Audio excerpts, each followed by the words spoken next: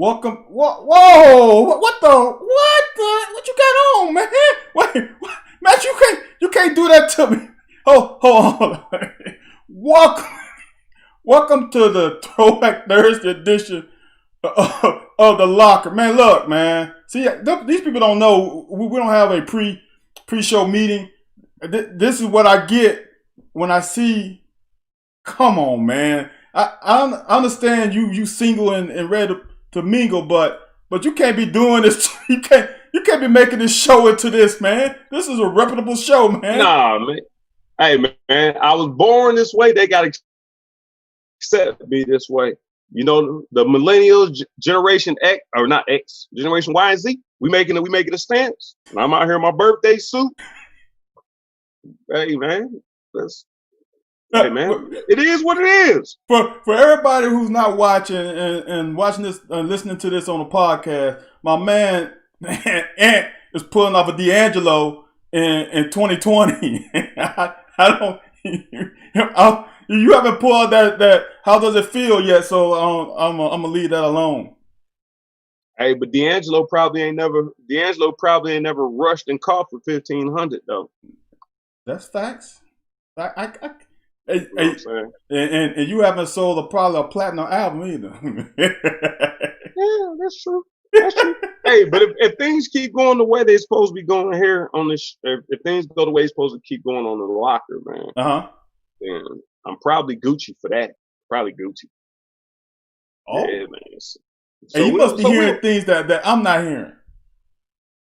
Yeah, your ears ain't that good. You got older ears than me. Remember that?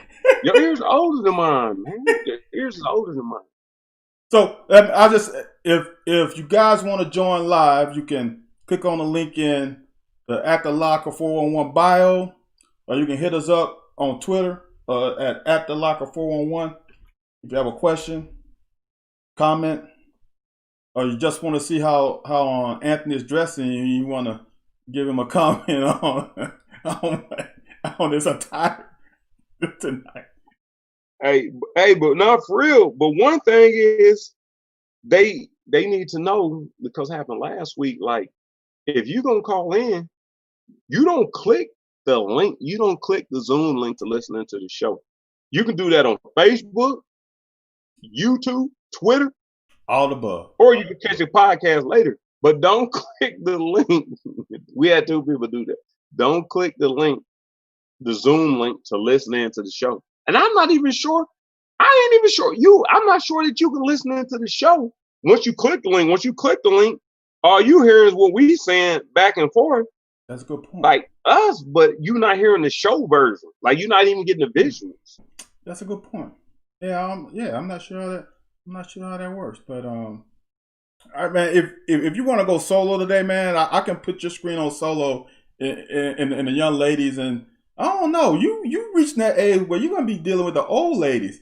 You want to deal with the what's your range? Traps, hey, I ain't even got no trap. I ain't got no trap definition. This was for comfort, man. And to the air conditioner man, get over and fix my air conditioner. Okay. This is just for comfort. All right, I feel you now. No, this ain't for my benefit. This is for comfort, like extreme comfort. This is all comfort. Well, it's not for your benefit anyway. It's for the 45 to 65-year-old ladies who tuning in.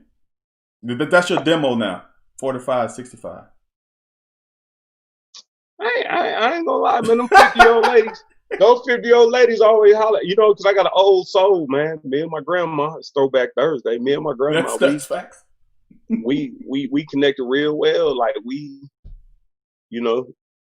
I got an old soul. A lot of things I do are connected to old souls. So, but we got a guest coming on, a little bit later, man.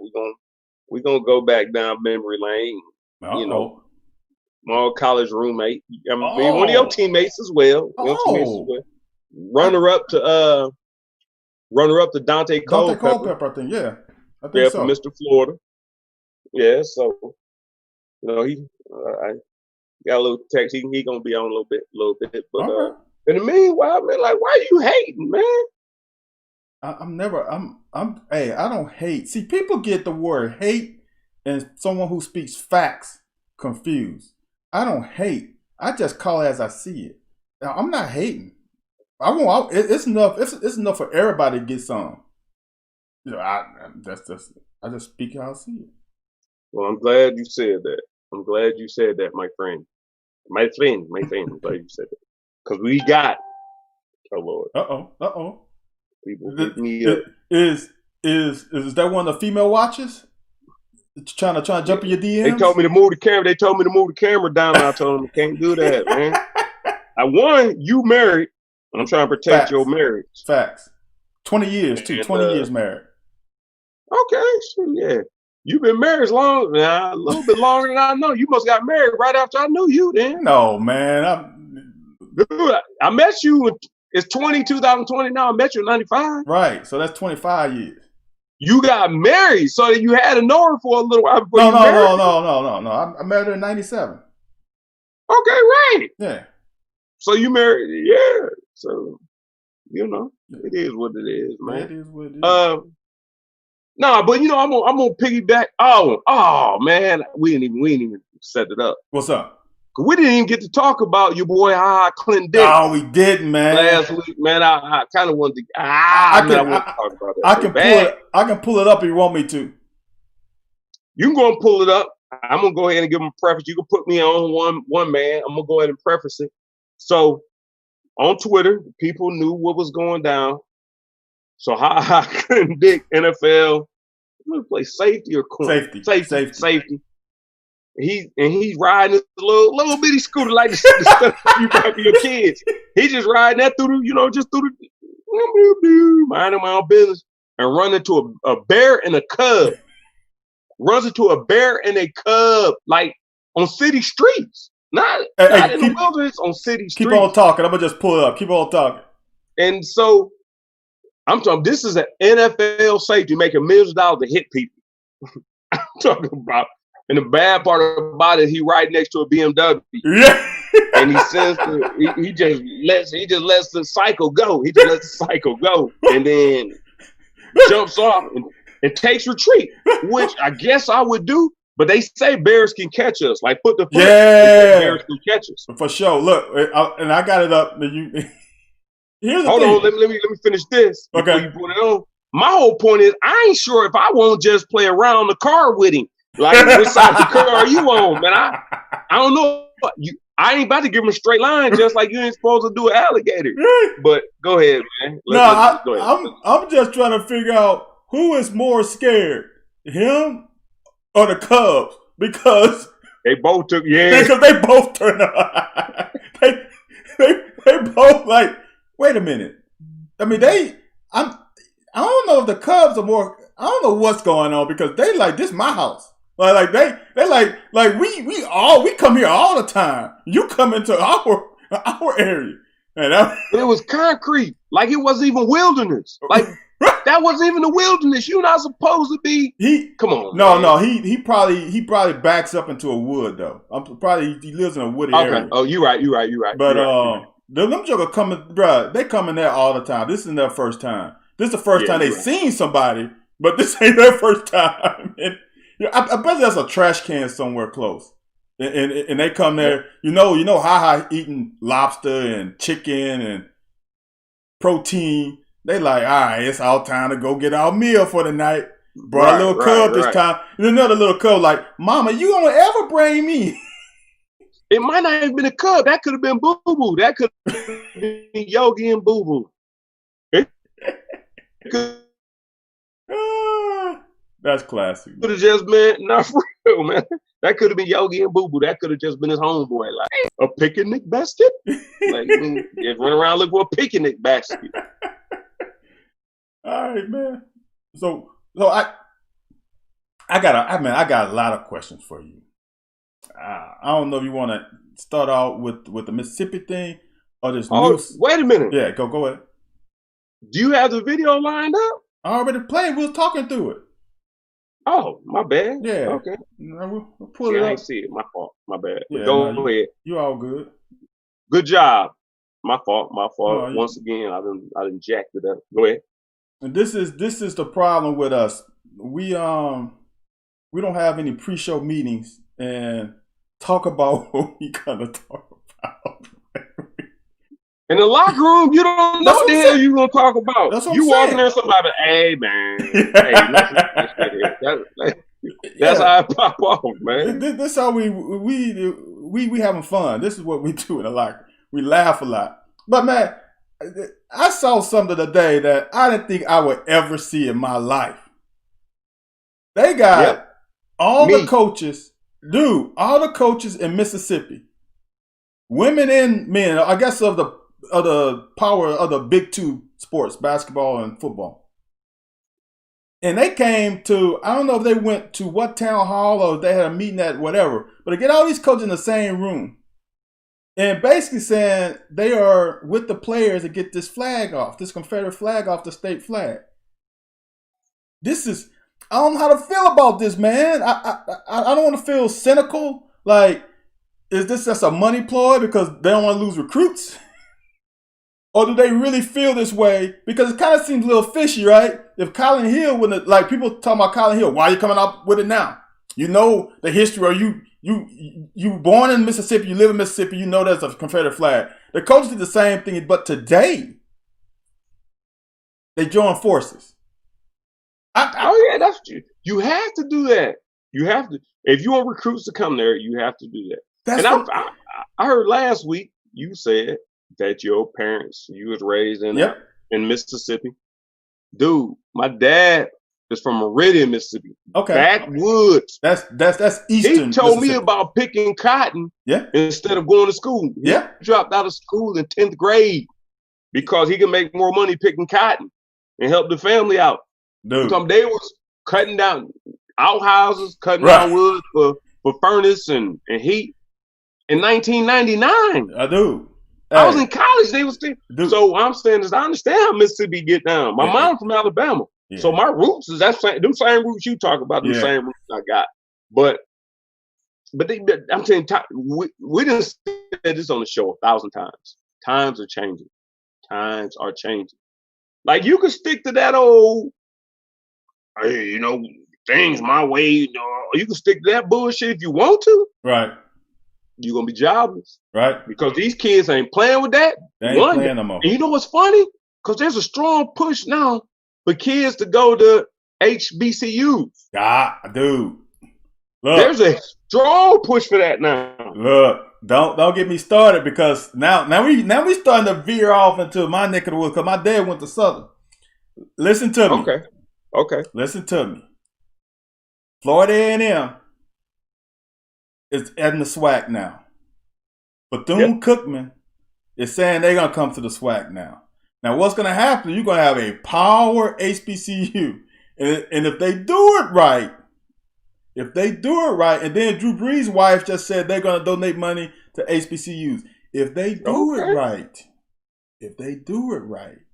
and get the right network to televise their games, they have, Florida A&M is one of the best bands. Southern one of the best bands. Jackson State has a great band. The halftime show. You ain't even you don't even need sponsors for the halftime show. That could be like a separate camera. They can have a separate ESPN whatever can house just a halftime show. ESPNU. Right. ESPNU. They can take care of that ESPN, pay they people. Yes, sir. Right. Yes, sir. If they do it right, I don't know. It won't happen in our lifetime, but it can. It's gonna happen soon. Like people demand a change now. I'm telling you, Generation Y and Z. Man, these Thundercats ain't playing. I thought about it before. Last time I kept calling them young punks. Young punks come from a comedy skit where he said this little young punk. That just means a little young person. It don't mean derogatory. So I don't want people to think I think that everybody younger than me is a punk. But so I'm gonna start Young Thundercats because they got that thunder behind it. But nah, man. I mean, I'm always down for the cause. I'm down for the getting while it's good, man. Yeah, I mean, I don't know, bro. It's interesting. Honestly, I can see it happening more in basketball than football because there are some really good players that have to veer off or venture further away from home. And if you can get you 2 or 3, all right, man, you don't have to flex. If you can get you 2 to 3 studs on the HBCU, man, it can be very interesting come tournament time. Yeah. Like I said, you got to understand how many people don't do that, and that's going to tell what kind of solidarity we into as a.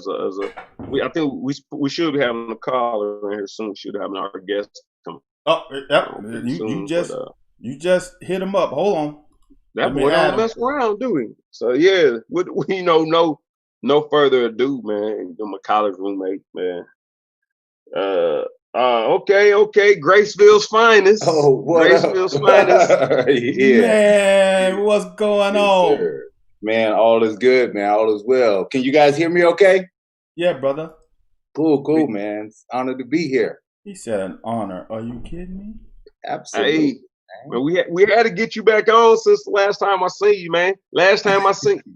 Were you at home when I was cleaning out our apartment? I don't even know if you were there.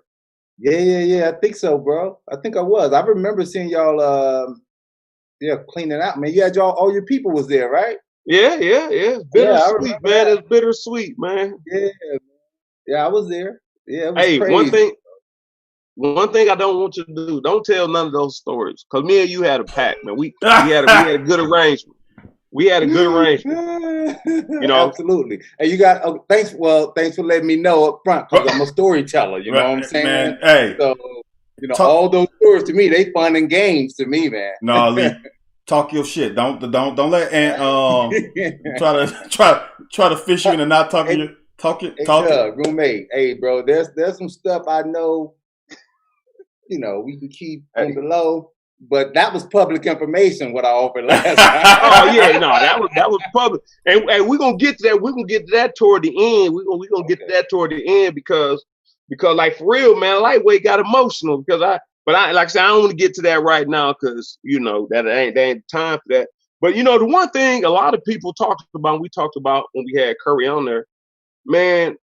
And Littleton Ward was on here a little while ago. I know George Harris hit on it a little bit, and none of them really seen it. Man, give us a little taste. I'm gonna let you have the mic. Give us a little taste of the transition from you going from Curry to Mummy. Like however you.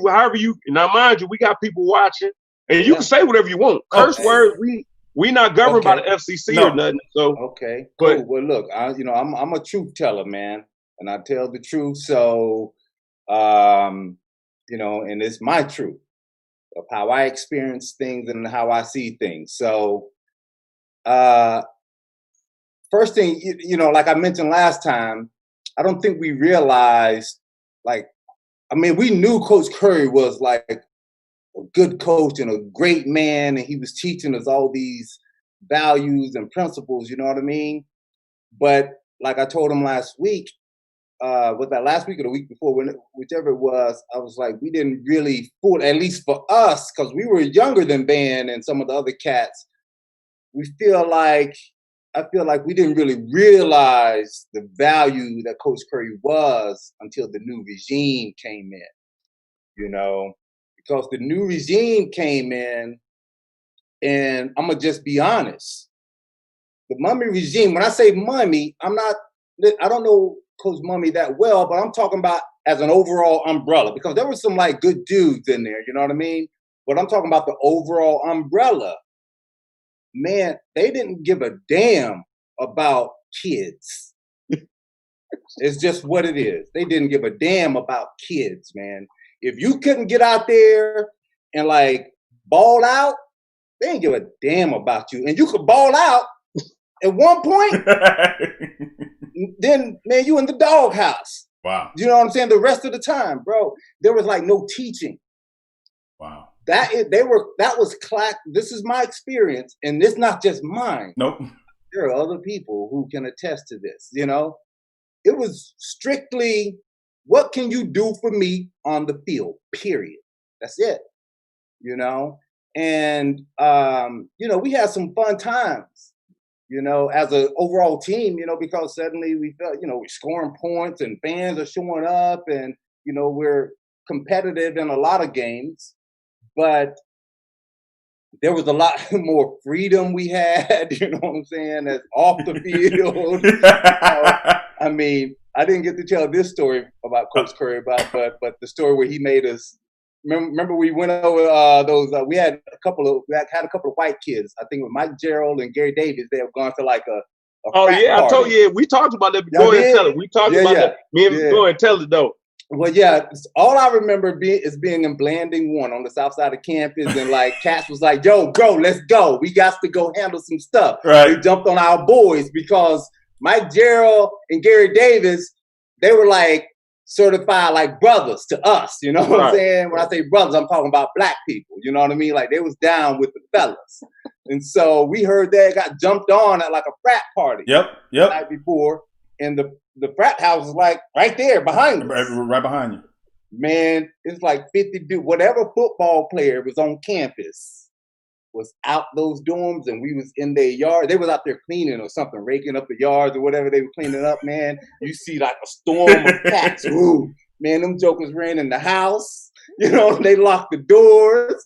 I remember, I think Mike Chapone was like banging on the daggone Scipione. Is it Scipione or Chapone? How did Scipione, I think, isn't it? Scipione is the quarterback. You talking about Chapone, the offensive lineman. Yeah. Man, he was like bamming on the door. Fillmore Wester like broke a rake, and he was like bamming on the door, bro. It was crazy, boy. I felt sorry for like their little president, bro. Because he was like, "Oh my goodness, what's going on?" And we was out there, man. Just we weren't going to do any harm, but like we just wanted to put a little fear in them, right?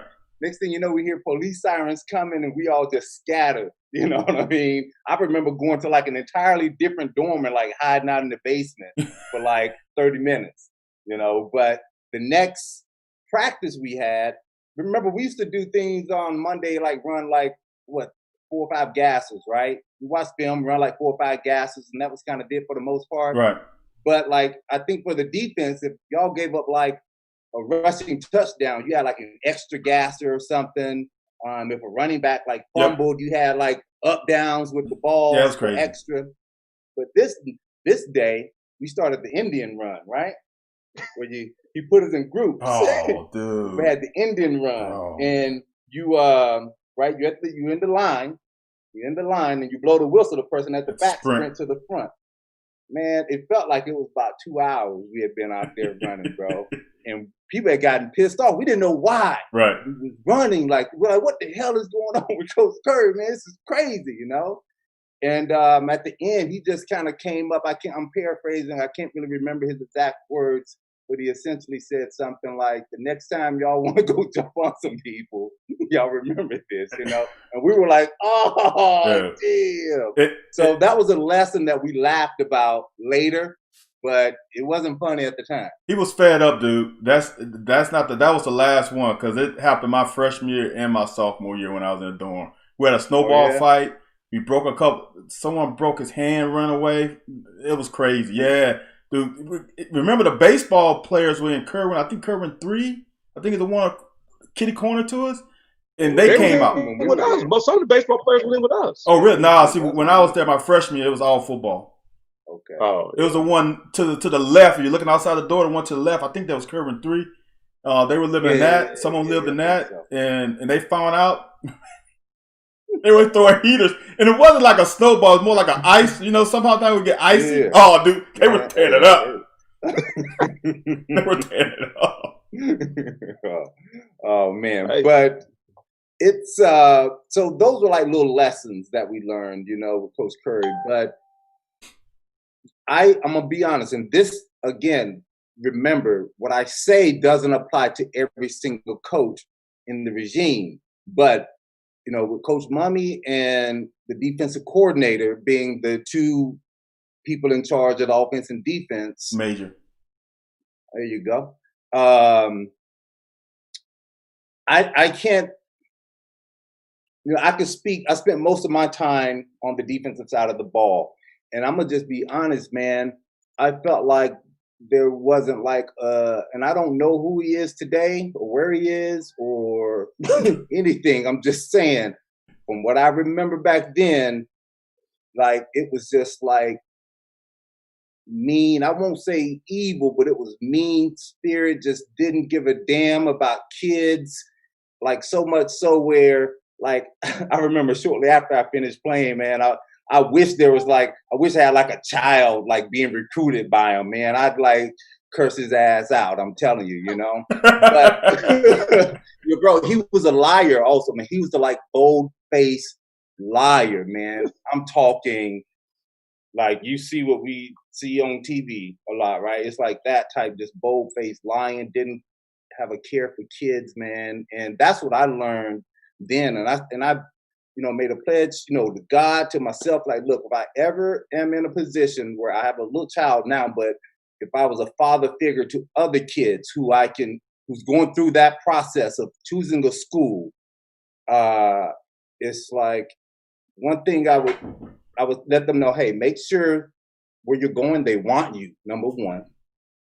If there's a transition that happens, then you need to like really, if they don't want you, like you should get up through, because a lot of that happened, and there was a lot of cats who did things right, man, and still just had to bite the dust, so, and who just got really, and I'll get into specifics later, but who really just got treated dog ass wrong, man. Dude, you're not. I'm still pissed off, and I wasn't even part of the team, man. When I came back to see y'all, like I told Ann about this, when I came back to that defense and y'all winning, and the defensive players I talked to was more pissed, and y'all winning games than it was when we were 1-10. I'm like, dude, what is wrong with y'all, man? Y'all winning, bro. This ain't right, man. Yeah. What we doing right now ain't right. I'm like, wow. Let me tell you a story, dude. I got a bunch of stories, and I know we ain't got enough time to catch all the stories I got. But when the Mummy regime came in, I was playing baseball, which the Coach Curry regime had promised that I could play. Right. So I remember the first thing Mummy said to me when I told him, he said, okay, well, as long as you're playing, I don't mind you being over there. But I knew that was a kind of like, he didn't want me over there, but I'm paying for your scholarship. And that came back around later. And I'll tell you about that later. But I remember there was a game, just talking about the defense, against Mississippi State.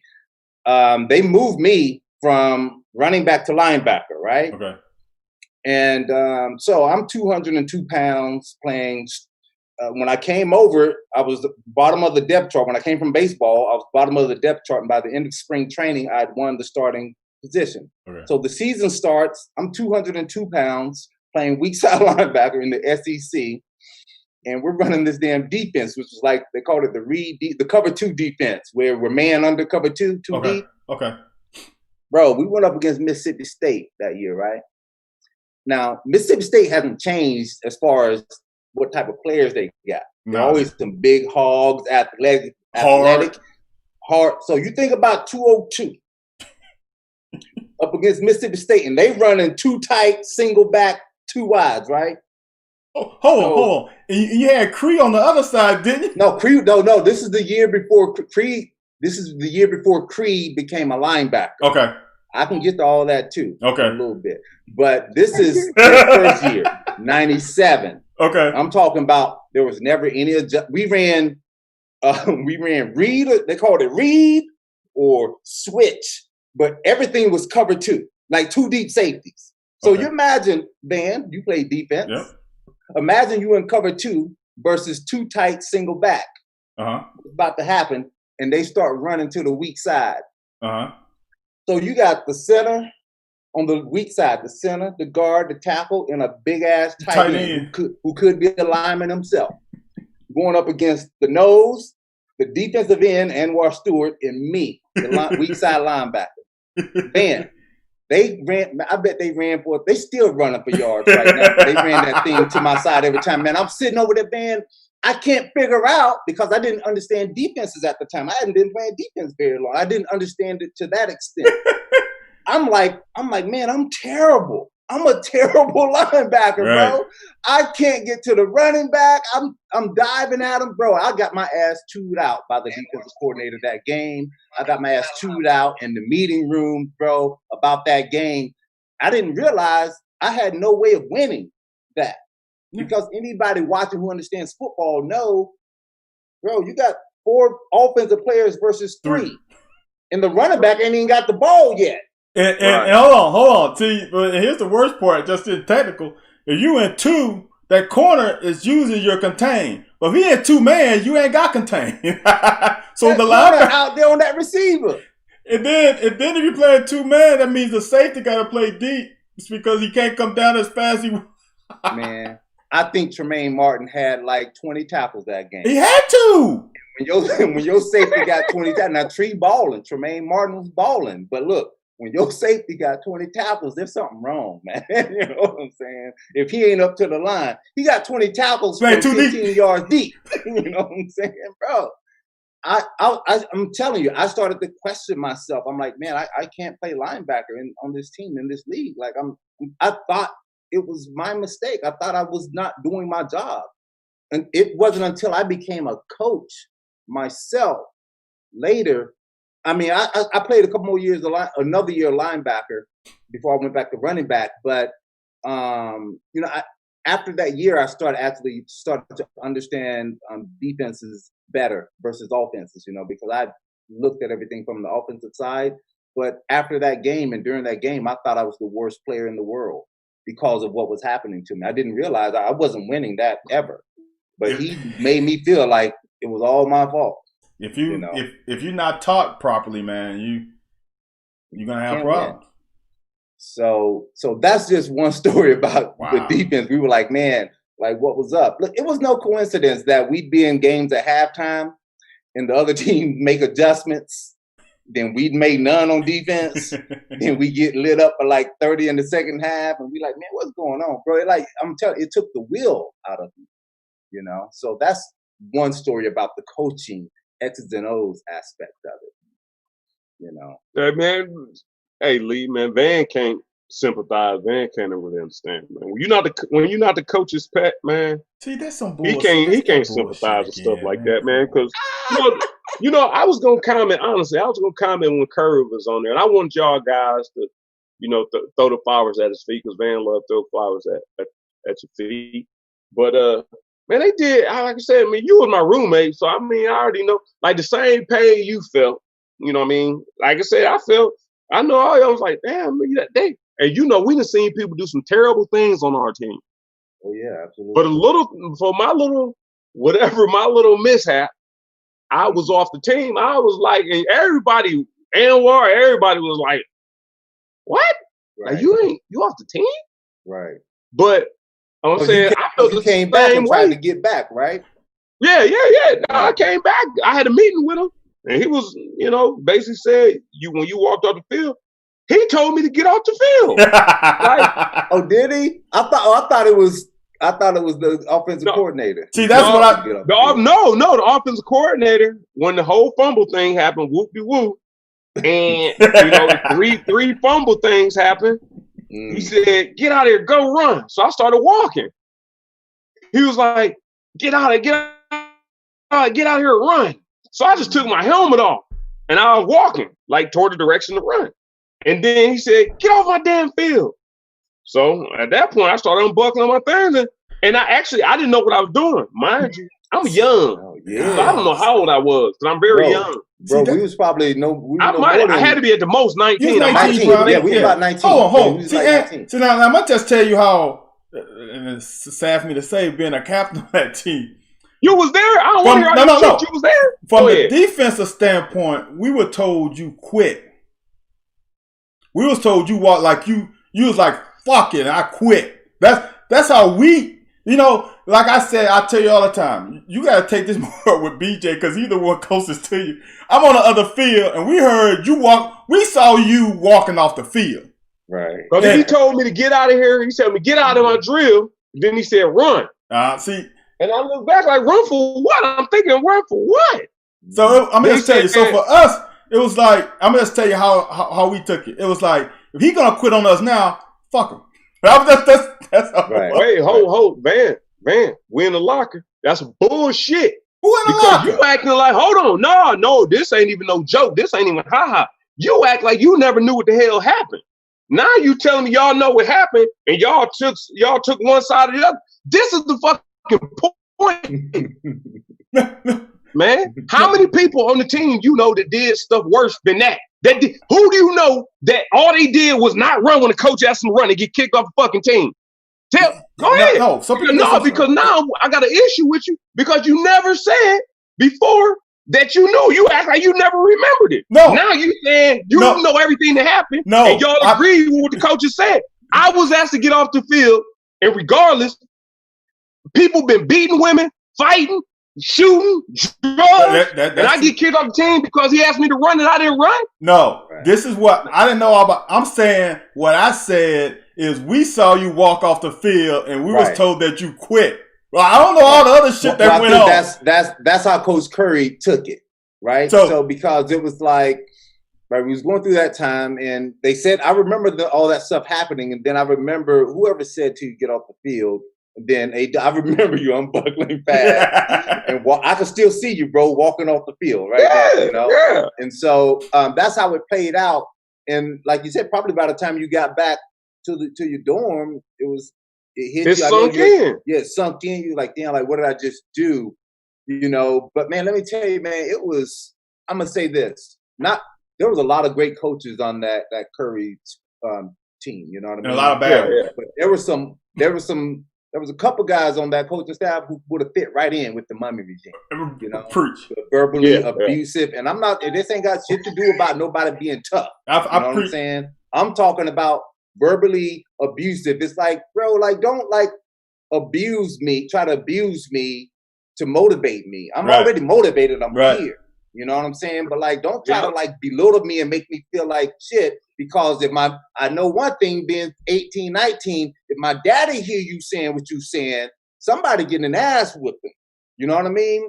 And so that's the thing. It's like, if you can get on, you can reprimand players, you can get on their ass and do everything. But if that's all you're about is bullying, that's what it really was. If you're just about bullying, bro, and you ain't really about trying to teach nobody, then it's like, you know, man, forget you.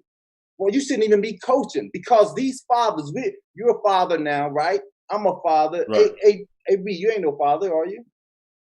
No, I'm not. Right. So. Not that I know of.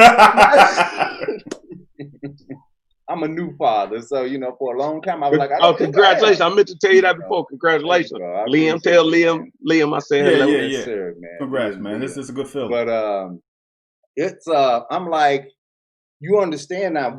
We've been through something. I don't know about your family before you, Van, or your family before. I can't. No, I think AY, you might have been one of the first in your family, if not the first. I know I was. Like, my brother played college ball at Talladega, but getting recruited by a bunch of big schools. Oh, and was in a big school, and you're like, whoa, like that was entirely different experience, you know what I mean, than what anybody else in my family had ever been through. You know, so it's like now you're dealing with understanding. When I'm teaching a kid, no, it's a business decision, number one, and you need to make sure they love you and they want you where you are. But so I'm gonna stop right there for now. I got a lot to say on this, you know what I'm saying? A lot to say. Things didn't turn out so well for me after the first year. After the first year of the new regime, I mean. Yeah, it was eye opening to me coming back, and it was like twofold. It was impressive to see Coach Mummy on the sideline with a damn, like a sheet of paper this big, calling plays. I mean, he had like, it was like a 2x2 almost, 2x4, I would say, a piece of paper. He was calling plays from, and then I saw the defensive coordinator. He had no paper, and it was a funny thing. So I'm on the sideline, and the defense comes out the field after being scored on. And usually when I played, there was some communication, like, okay, guys, this is what they was running, this is how they're attacking us, this is what you do. He came over there, I don't even think he said anything. Y'all sat in y'all little circle, and he was watching the game. Hey, man. Let me tell you. I'm gonna tell you. Oh, go ahead. Yeah. No, I'll just say real quick, man. It is extremely, like I said, it's odd. Like I said, honestly, it's like it's emotional to me because my worst days, everybody, and it's crazy. This is absolutely crazy. Everybody who excelled under Curry, except for Craig Yeast, he's the only one who endured both coaches. He's the only one who flourished in both of them. Right. Was if you had terrible times under Curry, you flourished under Mummy. Because I'm gonna tell you this much: Snedeker didn't really care for the Mummy or the Curry system because they wanted him to be a quarterback and he didn't want to play quarterback. Right. Which Tim Couch is coming in next year. So what was all that BS about? And he told him, if you don't let me play linebacker, I'm transferring. He told me this straight up. Hold on. Let me tell you why. We moved C4 the quarterback. Think about that. He played quarterback though. Huh? He played quarterback. Dude, a lot of people play quarterback in high school. You play quarterback. But Billy Jack was good though. Dude, listen to me. Billy Jack was good. Listen to me. C4 is not recruited as a quarterback. He's recruited as a DB. Right. And for you to have to move a DB to quarterback is a problem. We didn't have any quarterbacks at that. We had BJ, and BJ I think was coming off a shoulder something. So in that camp, we didn't have a quarterback. Think about who our quarterbacks were. Oh yeah, we right. BJ. Billy Y'all had Haskins. O'Farrell back then. No, O'Farrell was BJ, gone. O'Farrell was gone. No, he wasn't. Our freshman year, O'Farrell was still there. Our freshman year, the year we redshirted. Yeah. O'Farrell was still there. But they moved him receiver. When we was in camp, he was a quarterback, but they moved him receiver when the season started. It was him and it was another dude. O'Farrell was Jeff Speedy. Jeff Speedy was still there. Speedy, that was the other guy. Did y'all were on the 1-10 team, were you? No, we weren't on that team. No, we weren't on that team. Come on, man, don't give me that. Y'all laughing. So y'all was dumb enough to come after the 1-10 season. Let me say this. This is what I tell people all the time. I say, look, I love everybody I've met. I love all my friends and my experiences. But let me tell you, people say, you got any regret? Look, there's no regrets in a sense where you dwell on it. But I'll say this, like if you could rewind and be like, not just hindsight 2020, I'm just talking about the thought process that I had, which was minimal to none, about choosing UK, bro. I definitely wouldn't have gone to UK, bro. There's a quote that I'm embarrassed to even bring up, man, that I had in the local paper back home. And I said, they asked me about it. I said, yeah, I think they won a bowl game a couple of years ago. This is what I said. This is what I said, bro, in my quote. What? Hey, White, you still there? Yeah, I don't know what happened. Y'all not hear me? Yeah, I hear you. Go ahead. I don't know what happened. My camera will come back in a minute. Well, yeah, I hear you, man. Yeah, we came after 1-10. We were like, oh shit, we going up in there to play, Bill. We got to get up in there. We gonna play freshmen. Hey, Lee, turn your camera off for a second.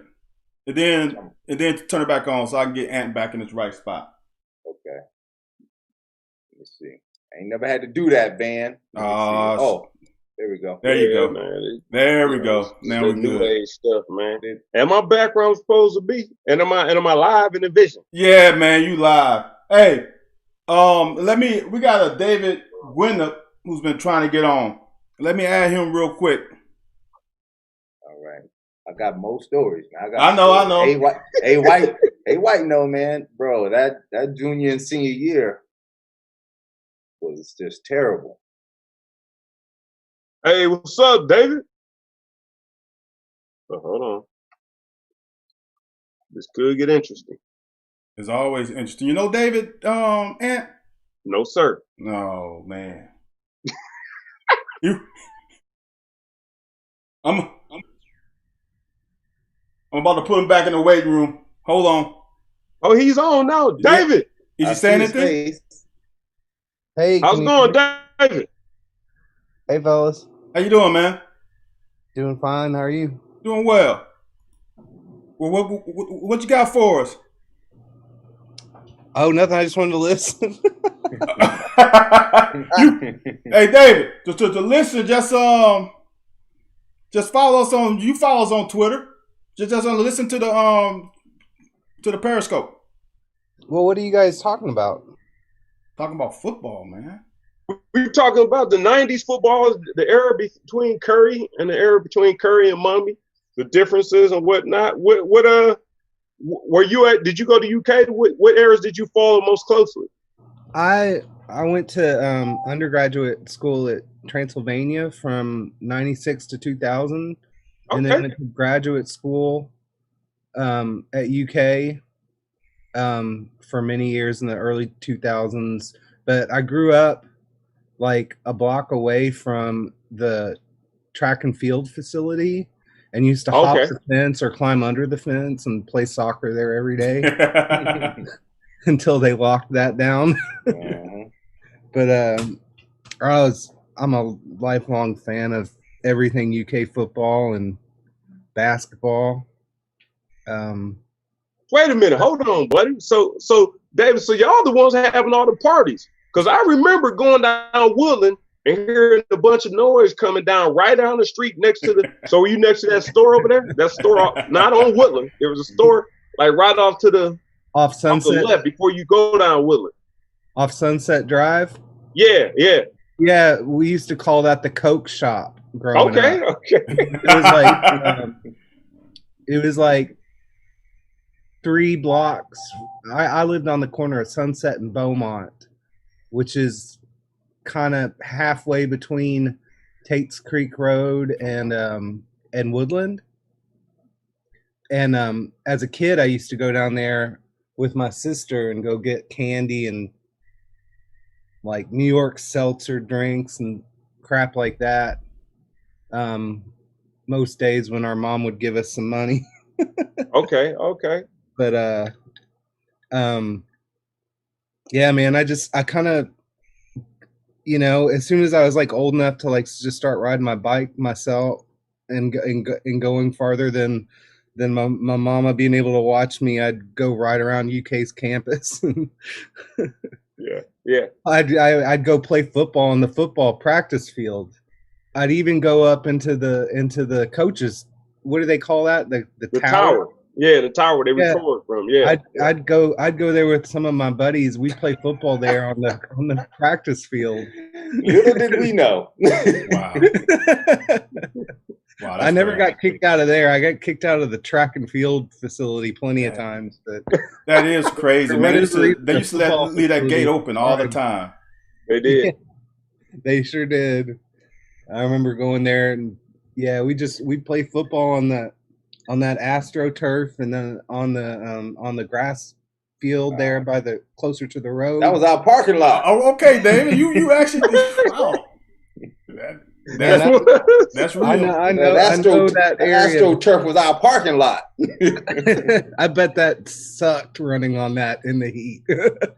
Oh man, it's terrible. It's terrible. Being tackled on it. Oh my God. Bro, I could still smell that in the summertime running the Wildcat Run. I could still smell it. My ass tightening up right now thinking about it, boy. Oh, man. It's funny. As a kid, I was pretty like an early growth spurt person. So like I reached my peak height at like, what would it be? Like 8th grade. And I like made the basketball team. But I really wanted to play football the whole time because I was really, really fast. Yeah. But my dad was like, nope, I tried to play football and got my ass licked one time and no football. And so you can't then play football. It's like, that's not fair.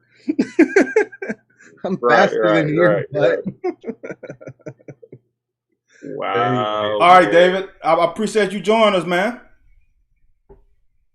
Well, thanks for letting me. Tell me about. You said you guys have a podcast or a feed. Yeah, we check out our handle, man. Okay, all the information's up there. I thought this was more of like a broadcast where like you could have just flies on the wall. Listen to your I see.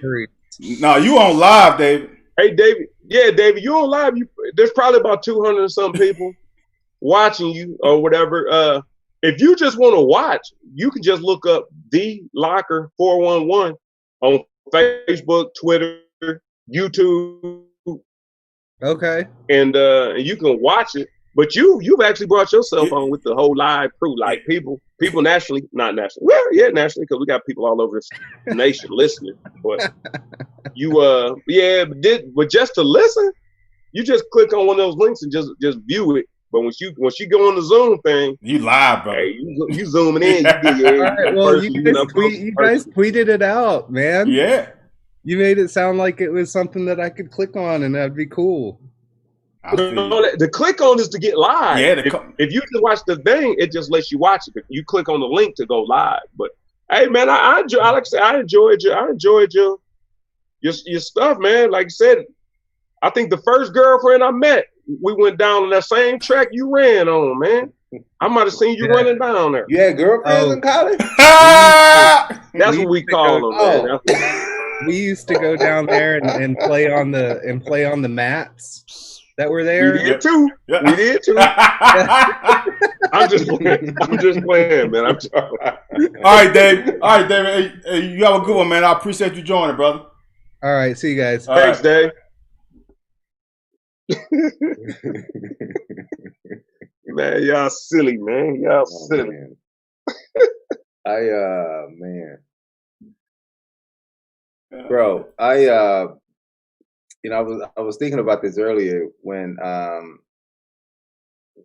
White asked me to come on. I wasn't sure if I could make it. I'm glad I could, but I'm taking a little break from writing. So that mummy regime, like A. White, like there were some people who had gotten into trouble in Curry and Mummy regime, but Mummy's regime, who, you know, as long as you can get out there on that field and perform the way they wanted you to, it was just like, just do that. And I think that's not just them. I think that's around the country, damn near, you know. But you know, for me, you know, I was a 202-pound linebacker. I'll just tell my story. I was a 202-pound linebacker who came from baseball because I wasn't starting in baseball. As a freshman, and and this is the last words the baseball coach Keith Madison said to me. He said this. He goes, when I was walking off the field, I was like, "Coach, if you're not going to play me, and I understand I wasn't here in the fall, but I was playing football. But if you're not going to play me, the people who are paying my bills right. want me back, right? You know, and it's a new regime." But when I remember walking off my last practice field that year, Keith Madison pulled me aside. He said, "Lee, let me tell you something." He goes, "I don't know much about football, but I know baseball." He said, "If you stick with this sport, you will play at the next level." Those were his last words to me as a freshman, right? Now, I go to football spring. I win the starting job. We come back. We have the 97 season. I had shoulder problems every game, bro. My separated shoulders, both of them, every game. I didn't realize until much later it was just a genetic thing because of the way I have shallow shoulder sockets. Okay. So my shoulders pop out easily. But like we didn't know, bro, every game, left, right, sometimes both. It was crazy. Some medicine, some ice, back in. Right. So I made 88 tackles that year. 202 pounds in the SEC, right? Right. Learning how to play defense. From a bad coach. Bro, from a bad coach. Right, I'm learning how to play defense. From a coach that in practice, they run a play and he say, "Run it again." So they run it again. Then he say, "Run it again." So we run again. Then he say, "Run it again." After about 8 times, you got 11 cats doing something different because nobody's been taught what was wrong the first time. No, this is how practice was all the time. Wow. So you can get anybody who played in that regime under that D coordinator, and they'll tell you that happened all the time, bro. You say run it again, and people are okay. You don't. Nobody, bro. By the time the 8th time, bro, everybody doing something different. You know what I mean? And this is how he was, bro. He didn't teach you shit. But I had a meeting with him, the defensive coordinator, at the end of the 97 season. And this is exactly what he said to me. He goes, and so this is, I didn't realize probably until later, like years later, that the baseball coaches had probably communicated with football coaches. Oh. Now, remember what Keith Madison said to me walking off the field as a freshman. So the next year, season's over. We don't go to a bowl game. So I'm like, okay, I'm going to go home for Christmas, kind of start getting in baseball shape, come back early, practice with the baseball team. The defensive coordinator said to me, he goes, Lee, you're really going to have to think about this baseball situation. I said, what do you mean? He's like, well, remember now, I made 88 tackles that year, second to Jeff Snedeker, right? He goes, well, you know, if you go play baseball in the Houston Astros draft you, then I'm going to lose my linebacker, right? That's what he said to me. And I was like, I wasn't even thinking about being drafted. I didn't even play the year before. But I do know the coaches, the baseball coaches were excited to have me back that next year. They told me this later, right? So I was like, well, but coach, you know, this is what was promised to me. He was like, yeah, but you know, I need you to do this. I need you to put on weight and start working on rehabilitating and strengthening your shoulders so you could be better at linebacker. And that was a hard thing for me, bro. Like, baseball is my first love. You know what I mean? It's a sport that, had I worked as hard in baseball as I did in football, I might not even know you. You know what I'm saying? Right. But I was just always good in baseball, always good. And so I didn't play baseball that year. And I told those baseball coaches, man, and they were hurt. I was hurt, disappointed by it, but I felt like I didn't have any power. Right. I felt like I needed to do what these father figures Right. who's paying for my school Right. and everything, I need to do what they asked me to do. So we go through spring, we change up the defense. Jeff Snedeker moves from strong linebacker to the middle linebacker because he's the best linebacker we have. I moved from weak to strong. Marlon McCree moved from safety to weak side linebacker. Yeah. Right? Marlon is, you know, faster. Yeah. You know, he's doing great stuff. Marlon was a playmaker. Obviously, he went on to the league, had a nice career in the league, right? So we learned the new defense. I went up to 222. I put on 20 pounds in the off season, got stronger, shoulders, everything. So we came back to training camp for the 98 season.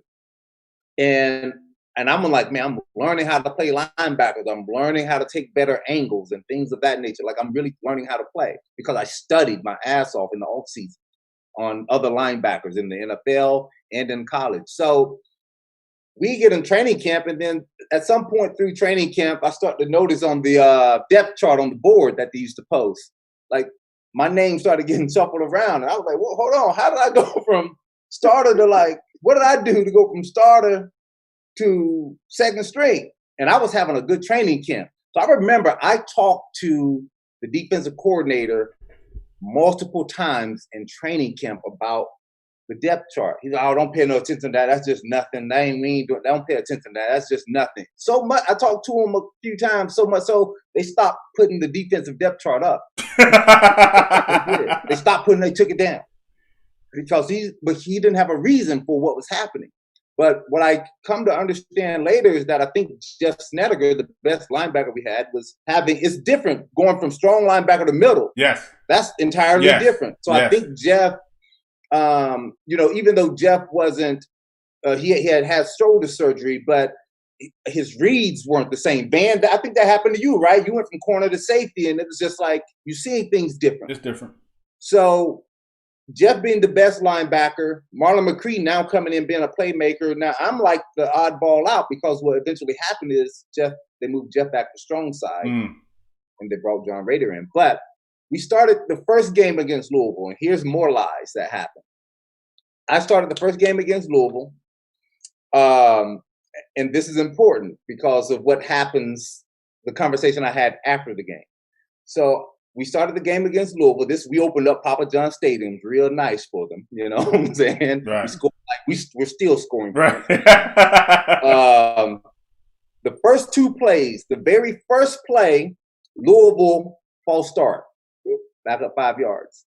The second play Louisville ran, I look behind me, David Johnson, true freshman safety, is like this. But I know, being a veteran, he shouldn't be on the same side I'm on. But based on the formation they was running, even though he was a few yards deeper than me, him and I was kind of playing the same position because he was walked down, right? But he was on my side, frozen, couldn't move. I'm like, David, get over, go, get over. So what I did, I just said, screw it. I ran to the other side because we was essentially playing the same position. Louisville threw a 3-yard out to the other side away from me. And I see John Rader coming in to get me like this. I run off the field. Man, I ain't played no more of that game. I was pissed off. This dude tried to put me in like in the final minutes. I was over here with Snedeker and them who had already done, I did an A White, I'd already done my pads. Like, you're not about to do that to me. Hell no. So, and I was pissed off, man. I had family in town. I had friends calling me right after the game, man. Like, dude, what happened to you? It was a nationally televised game, I believe, or at least regional. Right. Bro. And like, I'm like, what just happened? So I went and had a conversation with him and Hal Mummy. I think it was a Labor Day weekend, right? So it was either Sunday or that Monday. I went and had a conversation. And I had Coach Mummy in there first. I said, well, I want to know what happened. Like, why, I played 2 plays and got pulled. And here's exactly what Coach Mummy said. Well, I don't know. You got to ask Coach. I don't know. That's what he said. So I said, okay, Coach. Like, what's happening? Oh, well, we had you in there first, because you was our starter and everything. We had you in there first. But what happened is Louisville started to move the ball on us a little bit when we had you in there first. So I decided to insert Raider, and things just started to jail. So I just left it at that. That's what he said to me, bro. That's what he said. 2 plays, a false start and a 3-yard out pass to the other side. Had you in there first, and they started to move the ball on us. So I put Raider in, and we just started to jail. But here's what's funny. Let me tell you what's something interesting about that happened before the game. And I never asked John Raider or Jeff Snedeker about this, but you had these different aisles of the lockers, right? One aisle, another aisle. I walked by one aisle, and Jeff Snedeker and John Raider were sitting there talking. And when I walked by, I looked at them, and they both just froze and like looked at me. You know that feeling you get like when you walk by somebody and they look at you like maybe they were talking about you? Yep. I don't know if they were, but that's the feeling I got. So from training camp into that first game, I didn't feel right. And I remember now, this is the significance of all this. You asked me not to play baseball, my first love. I've done everything you asked me to do, right? I haven't done anything to lose my job, right? And this is how he repaid me. Then he lied to me in my face again, bro. He probably lied. I don't have enough phalanges to tell you how many times he lied to me. He said phalanges. You know what I mean? You brought out a technical term. Hey, don't feel so privileged. You ain't the only one he lied to. I know. This is what's crazy. And look, it's all good now. That's what's crazy. You find out others when you start talking to people, bro. I know this. I knew who he was. You know what I mean? I'm not salty about it. I don't hate the man. I just, I don't like him a hell of a lot. No, you know? But, man, look. It takes a special coach to coach somebody else's players. It's like it takes a special guy to be a dad to somebody else's kids. Mm-hmm. It takes a special coach to be the mentor, father figure of someone you didn't recruit. And obviously, those guys had no idea how to do that. It ain't even you're right. Bro, there's a lot of people who weren't good people in that group. I won't say a lot. There were several who I feel weren't good people. Well, it starts from the top, and if he was just worried solely about offense, what should have happened? They should have left Coach Curry as a head coach and made him hire Mummy as his offensive coordinator. That's all we ever talked about back then. That's what he should have done. Curry wasn't gonna put up with that. I know, but I'm just saying. Look, hold on. But that at least would have given at least a look, or hire somebody else to be the head coach. Hey, what's the Calvin Miller story? Do y'all know the Calvin? Because Coach Miller was the one coach that Coach Mummy kept on at first. Oh, no. That wasn't War Dogs, was what it? Really? Yeah. They kept him on at first. But I think during that spring, Coach Miller, God rest his soul, he ain't take no shit. No.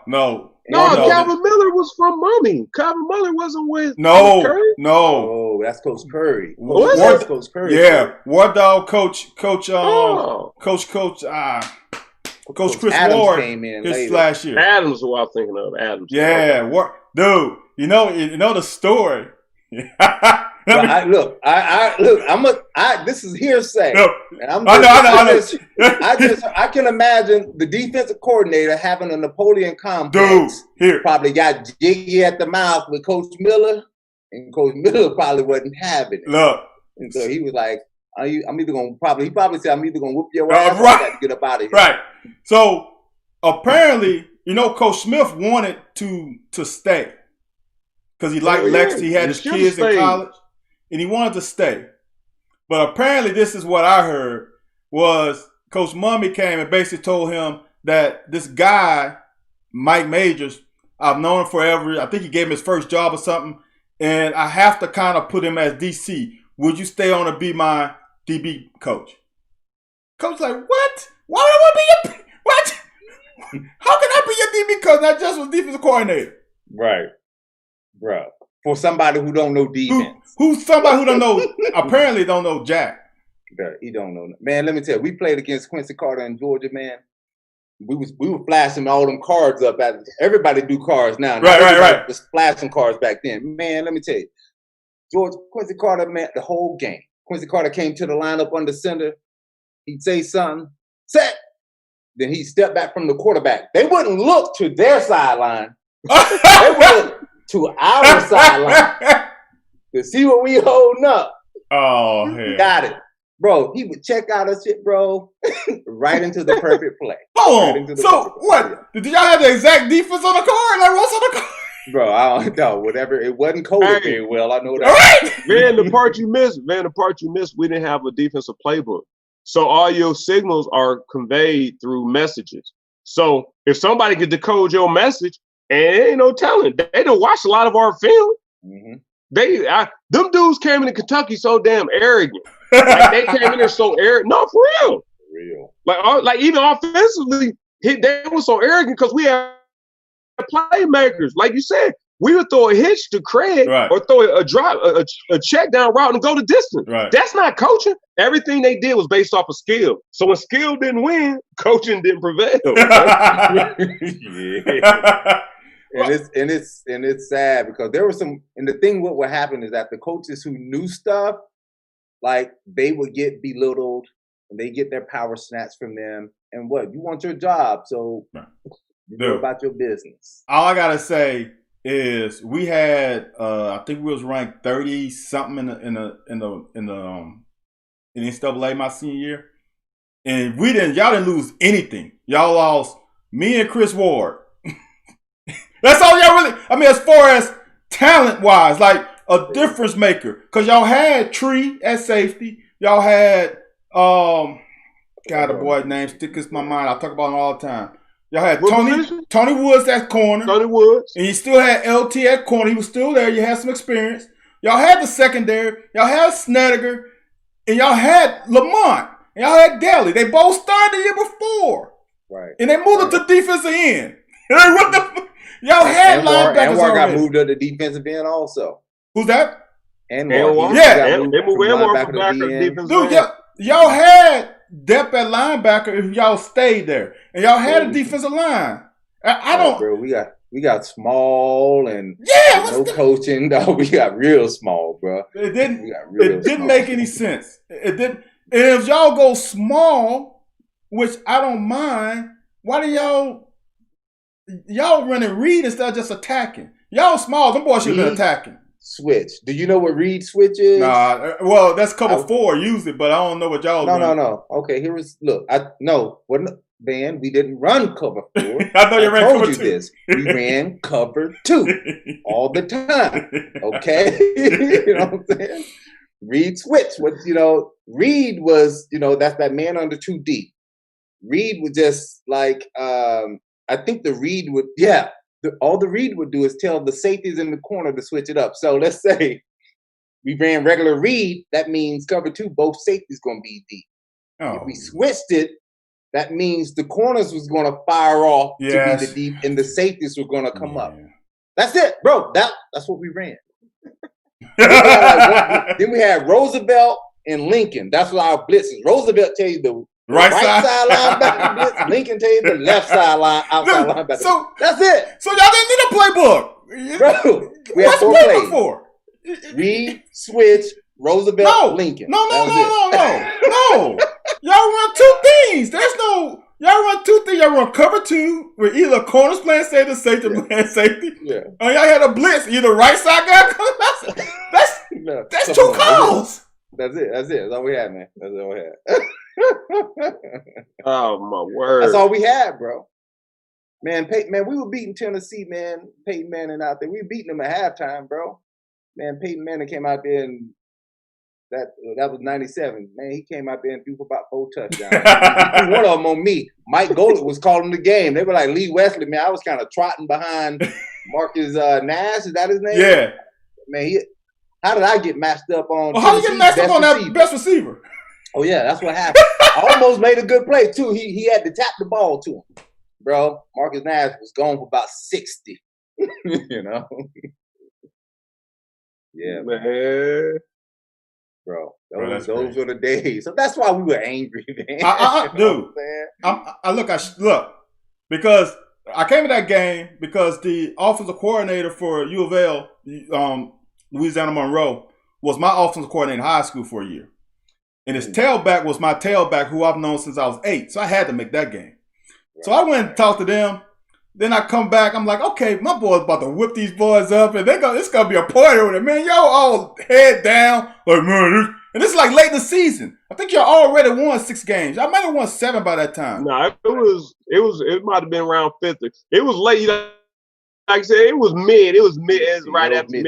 But you know what? One thing I tell people, them jokers were good. They better. I don't care what you say. Out of all the people we played in the SEC and Louisville and other people we played out of, them little jokers are running around hitting. Mm-hmm. Like, it was one of them teams where you like, you might beat me. Right. Yeah. No. It's gonna be. You gonna know you played a football game. Yeah. They was, dude. They were throwing them helmets and pads around. I'm like, dude, what? Why y'all at 5? Y'all won more games than we won any year I played. The most I won was 6. I think y'all was 6 and something at that time. And y'all were like, the heads were down. I'm like, what's wrong with man? I talked to Dell. Man, what the fuck? Man, I'm playing linebacker. They got. I'm like and Dell was like 220 pounds, 250. He played DN. Right. He was like, what am I doing? He so against Mississippi State, Deli the DN, he 220. I'm the linebacker, 202. We outmatched 4-3. They run, bro. You got 1,000 pounds coming at me and Deli. Bro, and I'm questioning myself. You know what I'm saying? That's crazy. And getting chewed out, bro. Getting chewed out at the same time, bro. Lamont, LT was the most upset. I'm like, LT, but you playing? Oh, won't it, man? We ain't playing nothing. Got me playing on the island the whole game. Bro. LT. Hey, LT, switch it up. You know what they was trying to do? They were trying to use that NFL philosophy, and a lot of other teams use that philosophy where you move safety to linebackers, beef them up, so that means you got speed at each position. But like you said, I think Lamont should have stayed a linebacker, but I can see them trying to move him down there because his size and leverage, like he athletic. No.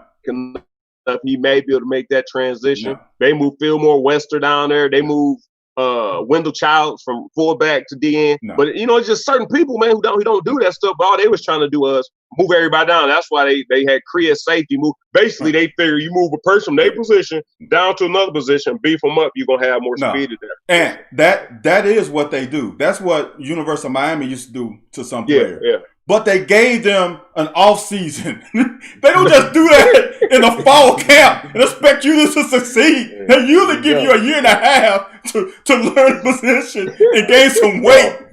Bro, in 3 weeks, I went from the baseball diamond to 3rd string, the 2nd string, the 1st string. I could read or switch now. But I don't so fast. You know what I'm saying? Oh, my light went out. Right. That's probably because imagine that, bro. I still imagine the playbooks we had under Curry. There ain't no way you coming from the baseball field and within 3 weeks you're gonna learn a playbook and become the starter. There's no way, bro. You can do that. No, I tell you this, my freshman year, that's Coach Archer. That was Coach Archer playbook that we ran, and we didn't run that playbook until my senior year. That was the first time we ran the majority of the play, and we still had coverages that we didn't run. Really? Yeah, dude. It takes a while, man. It takes 4 or 5 years to really get to really know it, man. We ran cover 2 my freshman year a lot. Cover 2 and cover 3. That's all we ran pretty much. Right. Then we started mixing it up. I got one of those playbooks still, I think, because I played. They moved me to linebacker for about a few weeks. Your senior year, Ben. Okay. Our redshirt freshman year for about 3 weeks because I was like, okay, they weren't. Musilac then wasn't giving me a shot. Everybody got a shot. You know what I'm saying? I didn't. I never did. I was like, okay, so I went to linebacker. And I came back because we went to like an I, and I won the starting fullback position. Yep. I remember that. Hey, I was 199 then. 199 full. I got my ass laid out against Vanderbilt too, boy. Wow. I had a concussion. I remember that, man. Good thing I went back there. Shit, man. between A-Dub and me with a concussion, boy, Billy Jackson, boy, he had no chance. He running. Hey, I played in the All-Star game with a dude from Mississippi State. Also, you know, I know a couple dudes from Alabama. They said, dude, and it's stupid, man. He come to the line. They said we was playing Alabama. Billy Jack would come up to the line. Say, check 48. 48. The whole damn defense will move to our left. Yeah. The whole defense. So you got your defensive end in the B gap on the backside. You know, man, you wonder, and then you got a nerve, then they got a nerve to be mad at me for fumbling the ball. Hey, y'all carry this one. Hold on. Dude. We used to make those play calls. Hey, we used to make those play calls in Pee Wee. How the hell y'all using 48? That's 48. That's old school. 48. 48. I'm gonna tell you what's crazy. Like, we weren't the only team. We played Georgia, Mummy's first year. I was linebacker. There was a huge 4th down play. It's like the highlight of my career, making a 4th down stop against Georgia, at Georgia, right? National TV. And they came to the line. They ran the same offense we ran. Oh. They came to the line on like 4th and 1. And I read the quarterback side. I can't remember who it was, but I was like, oh, they're about to run right here because we ran this last year with Musilac. So I stepped up into the hole. I said, they running right here. I was screaming at Bob. They're running right here, running right here. Then the quarterback looked at me. He said, opposite. I said, hey, Jeff, they running right there. They running right there. So Jeff, they moved up. And bro, they ran the ball sure enough to the opposite side. And the dude tried to cut it back. And I was like already 2 yards deep. And I hit him and made the stop on 4th down. Yeah, bro. It was 48, check 48, opposite. Bro, we was rudimentary, boy. That is crazy. Hey, man. What? No, was that Mike Bobo? Was Mike Bobo still quarterback in that year? In 97? That would have been 97. Yeah. I think Mike Bobo had another year. It might have been. It might have been. I think so. Because Mike had because Hines Ward was still there. Yeah, they were flipping. They didn't. Hines Ward was there in 97. Yes. Hines Ward crack blocked my ass. Yes. Good. Hines Ward, I think, was a sophomore in 96. Or was he a freshman? He could have been a freshman. He was young. He was a junior in 96. Yeah, he's older. He was a senior. He left. 97 was his last year. He played receiver against us. Okay. Right, he was a receiver. But against y'all, he played quarterback, running back, everything. Whatever he played everything. Man. In Lexington, he played whatever he wanted to play. He played everything, man. Hey, White, you done told. I know Van already knows the story about that Georgia game where we threw the interception before halftime. Y'all talked about that before? No. That Georgia game, Hal Mummy's first year, bro. We made a stop, or maybe they missed a field goal, and we were winning.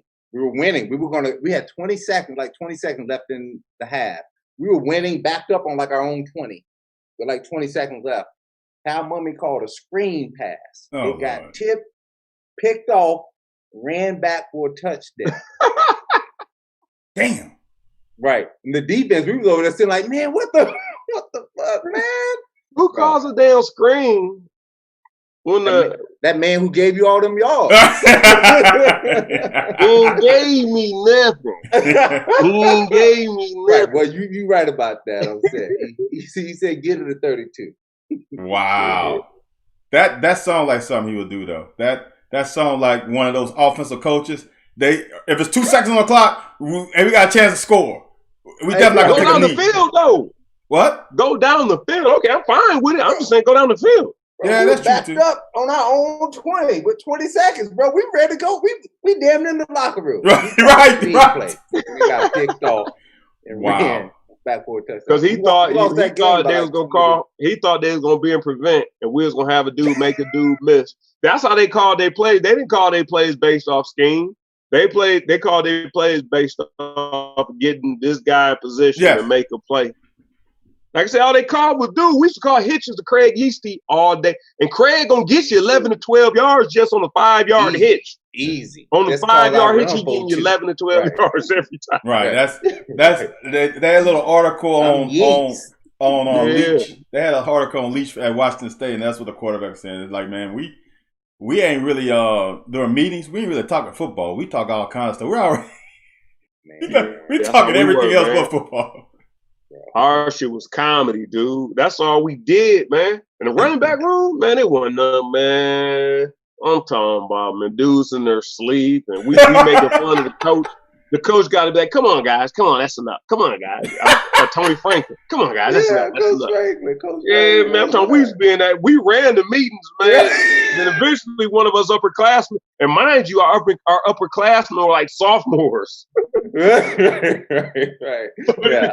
Like, come on, y'all. Come on, man. Come on, come on. Hey, well, I mean, I ain't come back over there to my senior year, but it was good times up in there. But we used to clown in there, man. We used to clown in there. It was better than ours, bro. That linebacker meeting, bro, that was terrible. Wasn't Mike Major the linebacker coach too?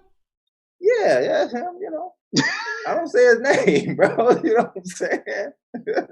Hey, wait a minute. Hold on. Hey, so hold on. When we played against the White Freeney and them in Syracuse, they gave you the ball on the 3-yard line. I was lead blocking for you. I did my job, man. What happened? I went up in there. Who am I supposed to connect with? Oh, man, I'm lead blocking for this big ass dude. Like, he didn't got 220. I'm lead blocking him at 185. Yeah, somebody was in the backfield, man. I couldn't. Oh, that's the same thing that happened to me. Yeah, somebody was in the backfield, bro. I was like, I'm going to score again. No. Bro, because I thought for sure, I'm like, oh, I'm getting this, man. Hey, I'm going out on top. You know what I mean? Bro. Yeah, right. Somebody was in there, and I knew that was my only chance. Right. Yeah. Only chance. Bro, they was back. They was up in there, bro. No. You know, we didn't know how to, like, we ran the ball, but we ran the ball. It was like they just expecting us to pass, you know what I'm saying? But we got you, A White for 20, you know what I'm saying? But the goal line, they ain't letting that go on the goal line. We was on like the 2 or 3. Bro, we was right there. I ran up in on the backer, man. I threw I said, it's my roommate, man. He got a chance to do something. Yeah. Man, I threw all my weight up in my bam. I blacked out for a minute. I hit the ground. I look up. I'm looking in the end zone to see if he's fighting for y'all. This joker behind me. I said, bro, that hole looked like that. That's how that hole looked right there. Look, I'm surprised. I'm surprised Mumby didn't tell one offensive lineman to jump outside so he can get a few more yards of room to pass the ball. Space. Yeah, because as a running back, look, if you got time as a running back, you can make one guy miss. Yeah. But you know, if you're in that moment where you're getting it and you see him coming, but you don't quite get it in time, it was kind of that. Like I saw him coming, but by the time I got it, he was on me. I said like A White like this.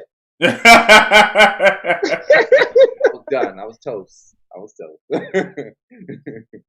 Oh man! Did we score a touchdown in that drive? I don't even remember. No, we ain't even scored because I got the ball the next time. We had an I formation or something. I go off tackle, and the dude from Virginia, tight end, cool people, man. The white friend, he just threw him out the way and met me 2 yards in the backfield. Like you said, I'm getting the ball, so I got to secure it first. The white friend, he right up in here. All up in here. Yeah, I bro. said, Hey. and that made me feel bad because I'm used to making the first man miss, but damn. But you ain't have a chance, bro. Right. Mommy's offense was not meant for 5 yards and in. Oh, yeah, go. Yeah, if you get them in, that's what you best do. That's what everybody did to us. Run the umbrella. Let them get inside the 10, get inside the 15. Yeah. Okay, now ball that back off and just shoot. Just shallow, keep everything shallow. Yep. Yeah, man. Yeah, bro. It was so it's crazy. It's crazy, man. Just reminiscing about it. All right, man. Let me get these people off the air, man. Hey, Lee. Okay. Appreciate you, brother. Brother, man, it was a joy. It's a pleasure, man, coming on and talking with you guys, bro. I appreciate you for inviting me. Come back anytime, man. Hey, man, I got stories, bro. Hold on. Hey, more. I got more stories. Hold on, man. Hey, I appreciate y'all watching, man. Time. Hey, we ain't responsible for nothing you said that come back to haunt you. All the stuff you done put out there, if anybody contacts you, the locker is not responsible for your content. Yes, sir. Yes, sir. I'm a truth teller, man. I told the truth. So, it is what it is. Oh. And I went